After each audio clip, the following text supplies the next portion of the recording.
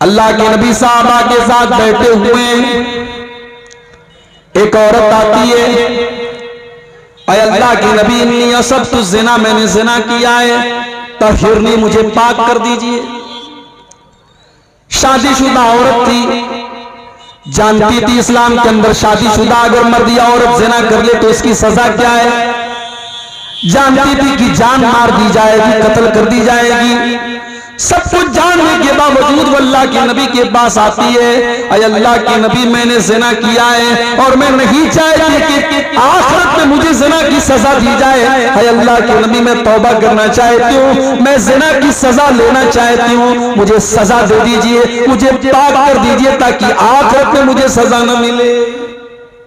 अल्लाह, कौन सी ताकत थी मेरे भाइयों जो वो उस औरत को अल्लाह के नबी की अदालत में लेकर के आती है।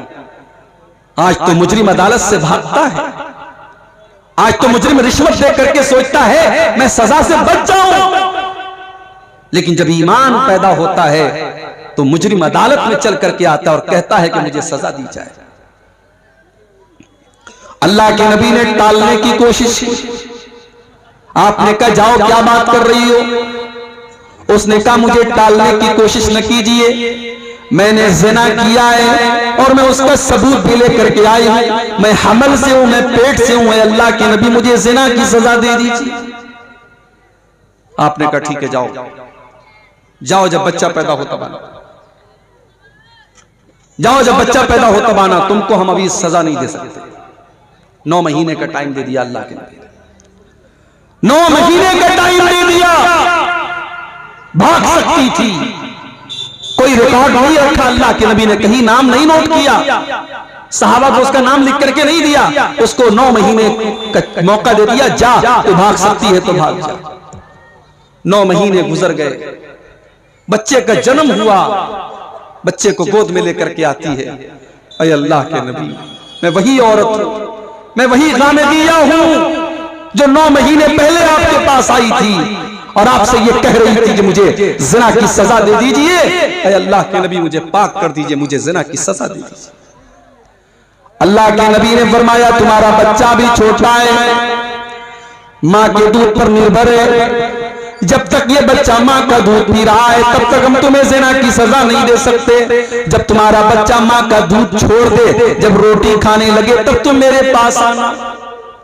अल्लाह के प्यारे नबी ने 2 साल का मौका उस औरत को और दे दिया कि अब अगर वो भागना चाहे तो भाग सकती है। अल्लाह के नबी उसको भूल जाएंगे, सहाबा उसको भूल जाएंगे। 2 साल का टाइम गुजर गया, उस औरत का बच्चा रोटी खाने लगा, अपने बच्चे को इस हाल में लेकर के आती है कि बच्चे के हाथ में रोटी का टुकड़ा है। अय अल्लाह के नबी मैं वही औरत हूं जिसने आपके पास आकर के ज़िना का इकरार किया था। अय अल्लाह के नबी देखिए मेरा बच्चा रोटी खाने लगा, अब तो मुझे ज़िना की सजा दे दीजिए। नबी अकरम ने बच्चा एक मुसलमान के हवाले किया, जमीन में गड्ढा खोदा गया, उस औरत का आधा धड़ गड्ढे में डाला गया, सहाबे किराम के हाथों में पत्थर दे दिए गए और पत्थरों से मार मार के उस औरत को खत्म किया। कभी आपने तसव्वुर किया है ज़िना की ये सजा?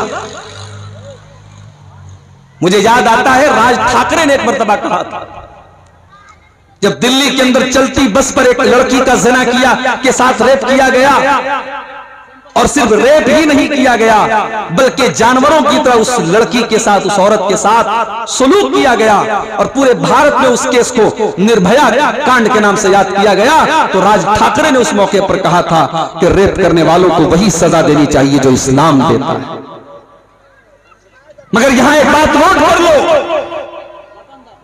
हमारे यहां जब रेप की बात आती है तो रेप का मतलब होता है बलात्कार, रेप का मतलब होता है जबरदस्ती किसी के साथ ताल्लुक कायम करना।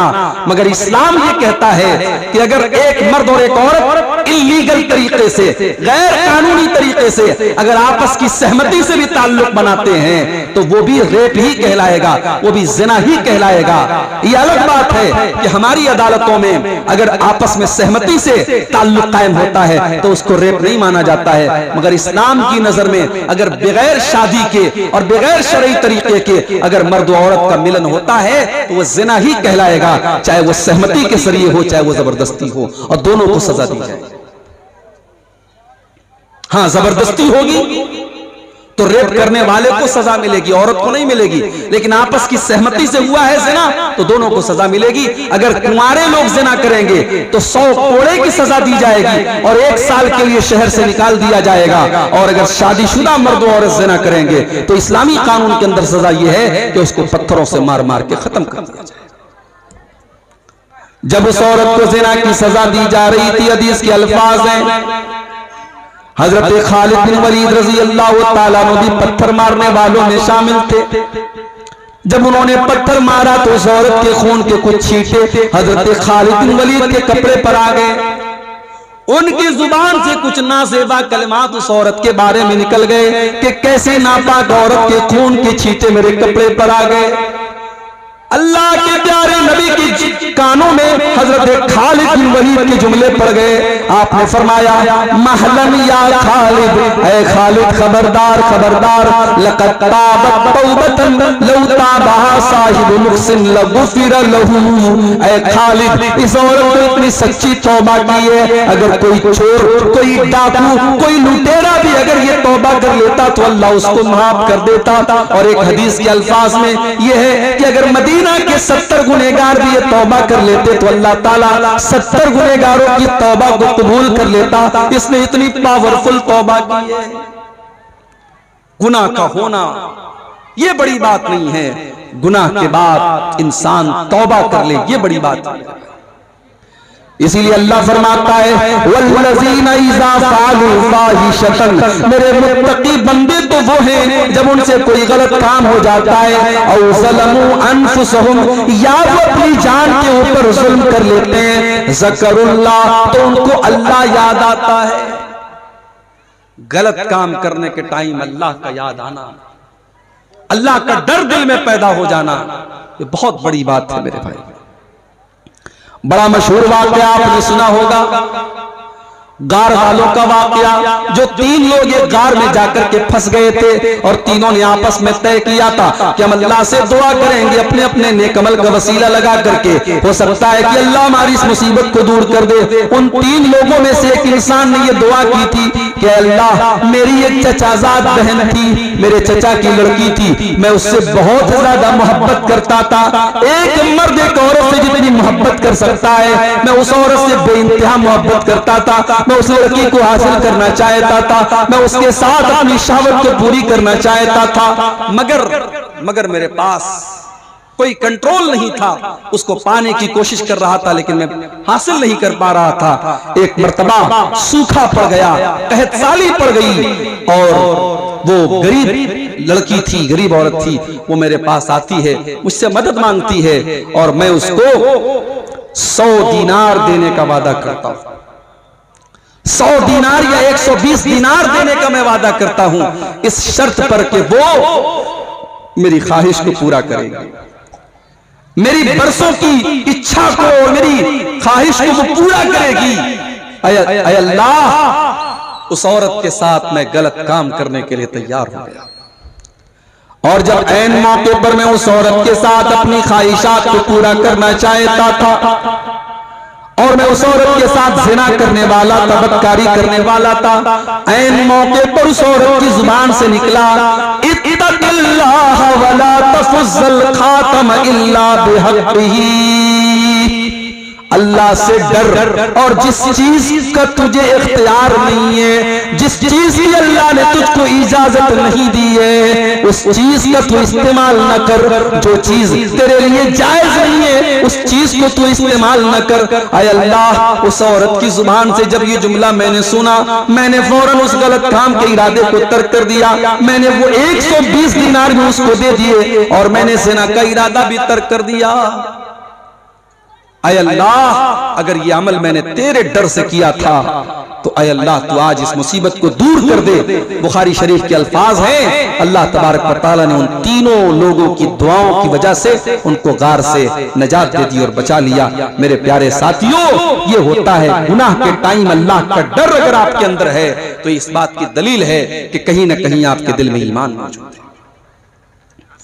अल्लाह ने फरमाया, जब उनसे कोई गलत काम हो जाता है तो वो अल्लाह को याद करते हैं।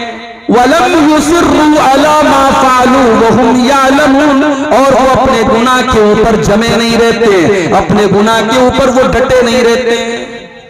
अच्छा, तौबा का मतलब क्या होता है? कभी आपने गौर किया इस पर? तौबा किसको कहते हैं? बहुत सारे लोग ये समझते हैं कि तौबा का मतलब या अल्लाह तौबा, या अल्लाह तौबा, या अल्लाह तौबा। अगर कोई जुबान से कह दे तौबा होगी, नहीं साहब, ये तौबा नहीं है। ड्रीम 11 खेलना कैसा है और अगर जीत गए तो उसका इस्तेमाल कहां किया जाए? ड्रीम 11 और इस तरीके के जितने ऑनलाइन खेल हैं, ये सब जुआ है, जुआ। ये सब जुआ है, सट्टाबाजी है और ये सब हराम है। अपनी कमाई को आप हराम मत कीजिए, बस इतना कहूंगा। हलाल के बहुत सारे रास्ते हैं। बिजनेस कीजिए, नौकरी कीजिए, मेहनत कीजिए, हलाल का 100 रुपया कमाइए, वो हराम के 1000 रुपये से बेहतर है। ये ड्रीम 11 वगैरह के ड्रीम के चक्कर में मत पड़िए। ये सब जुआ खिलाया जा रहा है नौजवानों को, ऑनलाइन जुआ खिलाया जा रहा है। पहले ऑफलाइन होता था, अब ऑनलाइन जुआ खिलाया जा रहा है। तो अल्लाह की बारगाह में गुनाह करने के बाद जो मुत्तकी लोग होते हैं वो गुनाह के ऊपर डटे नहीं रहते हैं, इसरार नहीं करते हैं, वो अपने गुनाह का इकरार करते हैं, अल्लाह की बारगाह में माफी मांग लेते हैं।